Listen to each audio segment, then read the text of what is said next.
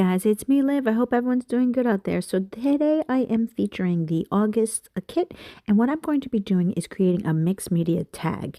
I know last time I created a card, this time I am going with a tag here.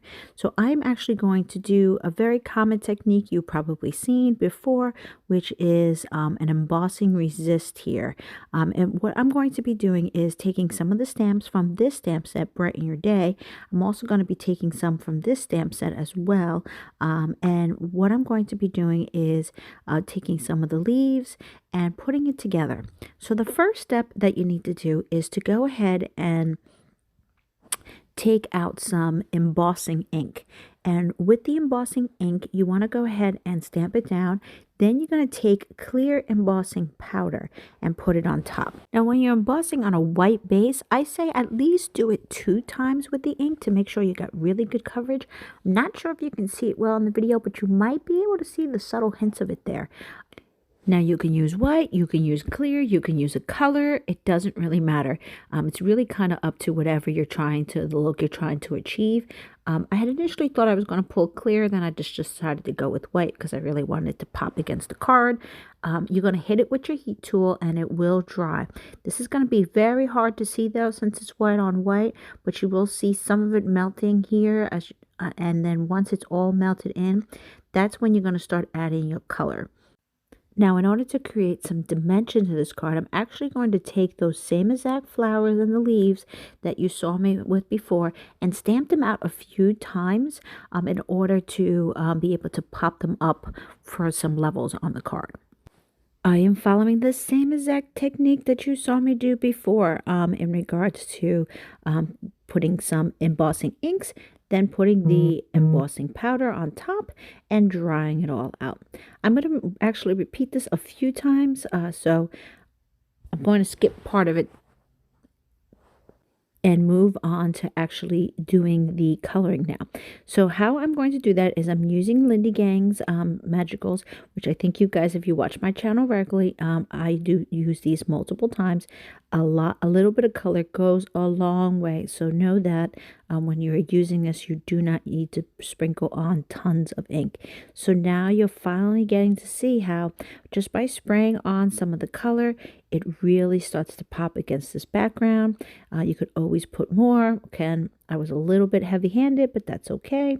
I'm going to go ahead and take my brush, but look at how the flowers end up popping against the background because of the white embossing powder. And that is what you call the embossing resist. You can do this with ink. You can do this with distress. It really doesn't matter. You can use it whichever one you want. Now I'm just going to go ahead and heat it with my, dry it off with my heat gun.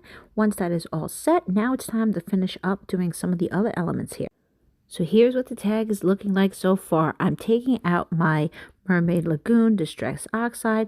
I'm going to just go ahead and really get those edges inked up a little bit more, really to help bring the project together. I find when you ink the edges, it helps a lot. Now, I am going to say this paper that I particularly use, I'm not very impressed with.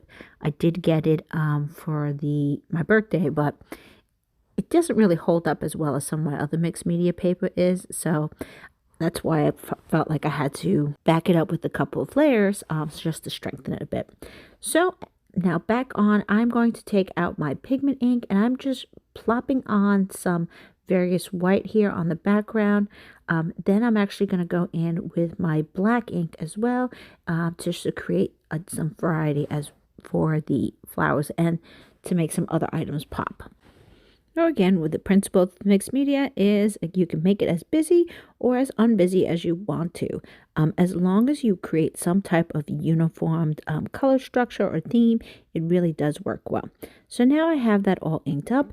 And I'm going to be moving on to those flowers that I had mentioned to you before that I created for the dimensions. So you saw I did like those peachy ones. I decided I wanted some more blue to bring out the blue. So I followed the same exact techniques before.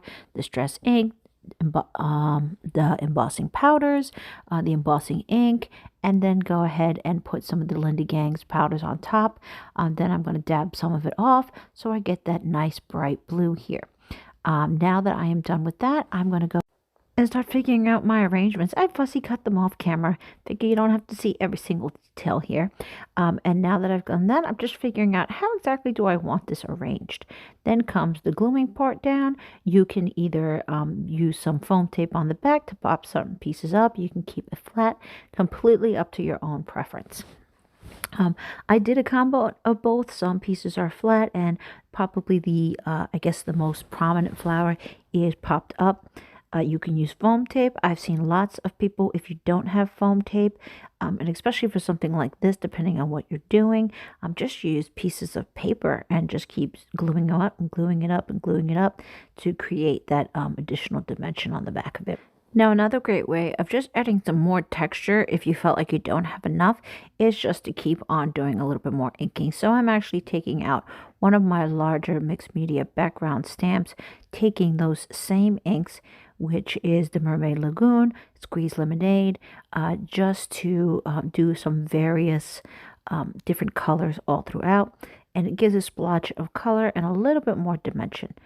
So I hope you guys can see that it's just a really quick thing, and it seems like it doesn't add much, but when you finish your whole card, every single little piece that you do in a mixed media one really just draws out the eyes. So just remember that.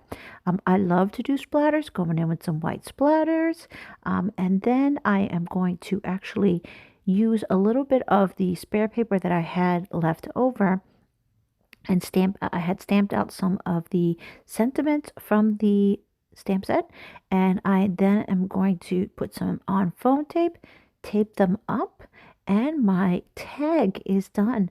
I don't know how many of you love mixed media, but I hope you guys appreciated this. If you do, thank you so much for watching, and I will see everyone soon. Have a great day.